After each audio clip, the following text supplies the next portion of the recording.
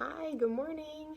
I know a lot of you are being really good helpers and keeping track of some siblings while you're at home. So I thought I'd read aloud a book that is great for fourth graders, but also a good fit for lots of younger kids too, if you're being a helper for your family.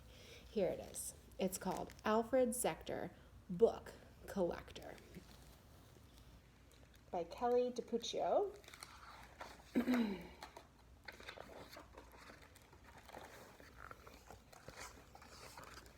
Trying to see if we can get it without the glare there. Alfred Zector was a book collector. In his warm-weathered house, stuffed in crannies and nooks, were heaps, rows, and stacks of beloved bound books. As a child, young Alfred just longed to belong, but each time he tried, something always went wrong. He was lonely and shy, this bright, dreamy boy, till the day he discovered that books brought him joy. Time flew and stacks grew, every shelf overflowing. As Alfred got older, his collection kept growing. Alfred's cabinets were crammed with novels, not dishes. The aquarium housed the encyclopedia of fishes. He thought he'd be happy after only one more, but that led to 2 books, then 3 books, then 4. Alfred inspected the stacks, tipping tall. Not enough, he decided. I must have them all. His home on the hill was soon stretched at the seams, but Alfred was close, oh so close to his dreams. He scoured the city on foot and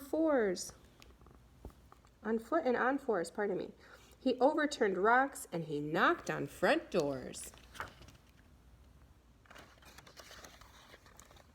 At long last, the end of his searching drew near. His fingers, they trembled, his eye held a tear. The very last book was owned by a tyke. I'll trade you that book for this shiny red bike. The town was now emptied of books big and small. Alfred Zector, book collector, had collected them all. He carried in candles and food by the load. Then he locked the door shut on his book-filled abode.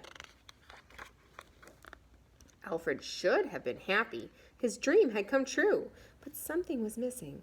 Now, what do I do? Tick, tick, tick, talked the clock on the wall. Well, of course, Alfred said. I must read them all. Days became weeks and months became years. Alfred read everything from Seuss to Shakespeare. Meanwhile, life for the people without books had become quite dullish, plain dreary and wholly humdrum.